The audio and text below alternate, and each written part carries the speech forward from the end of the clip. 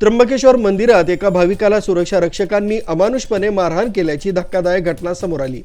या प्रकरणी पोलिसांनी स्वतःहून दखल घेत आज 6 सुरक्षा रक्षकांविरुद्ध त्र्यंबकेश्वर पोलीस ठाण्यात गुन्हा दाखल करण्यात आला। सलग सुट्ट्यांमुळे मंदिरात भाविकांची मोठी गर्दी झाली होती। त्यावेळी दर्शन रांगेत उभे असलेल्या एका भाविकाला सुरक्षा रक्षकानं ढकलाढकली करत लाथाबुक्क्यांनी मारहाण केली।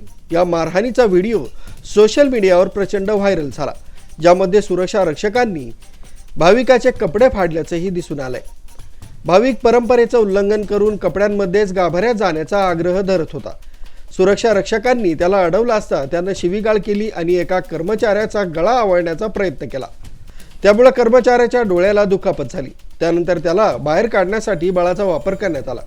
या घटनेचा व्हिडिओ व्हायरल झाल्यानंतर सर्व स्तरातून संताप व्यक्त होतोय। जिल्हाधिकारी आयुष प्रसाद आणि मंदिर विश्वस्तांनी याची गंभीर दखल घेतली असून दोषी सुरक्षा रक्षकांविरुद्ध कठोर कारवाईचे आदेश दिले आहेत। प्रशासनाने गंभीर दखल घेण्यात आलेली आहे आणि याच्या अनुषंगाने एक प्रांत अधिकारी जो आहे, जो कार्यकारी दंडाधिकारी आहेत या भागाचे, त्यांची एक तपासणी आपण आलेली आहे। त्याच्यामध्ये दोनों बाजूचे काही व्हिडिओ क्लिप्स आहे आणि काही इतर हे पण आहे की सीसीटीव्ही फुटेज पण आहे। दर्शनचा जो परंपरा आहे त्याच्यामध्ये गाभाऱ्यामध्ये जाण्यासाठी सोवळं नेसून जावं लागतं, कपड्यामध्ये जाता येत नाही।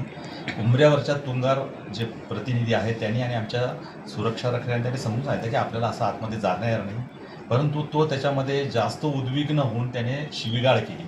शिवीगाळ केल्यानंतर आमच्या सुरक्षा रक्षकांनी त्यांना बलपूर्वक बाहेर काढण्याचा प्रयत्न केला असता त्याने आमच्या एका कर्मचाऱ्याला त्याच्या अंगावरचं जर्किन गुंडाळलं आणि मारहाण केली। त्याच्या डोळ्याला जखम झाली आणि त्याचा गळा आवळण्याचा प्रयत्न केला आमच्या कर्मचाऱ्याचा आणि तो ओरडायला लागल्यानंतर इतर सुरक्षा रक्षकांनी बलाचा वापर करून त्याला त्याच्या बाहेर मंदिराच्या बाहेर त्या प्रांगणाच्या बाहेर काढलं। पप्पू आचार्य आणि तुकाराम बुरुंगे या मुख्य आरोपींसह इतर 4 जणांवर आज त्र्यंबकेश्वर पोलीस ठाण्यात गुन्हा दाखल करण्यात आलाय। भाविकांशी अशा प्रकारे वागणं चुकीचं असून यामुळे मंदिराची प्रतिमा मलिन होत असल्याची भावना व्यक्त करण्यात आली। आरबी न्यूजसाठी मलिक शेख, मोखाडा।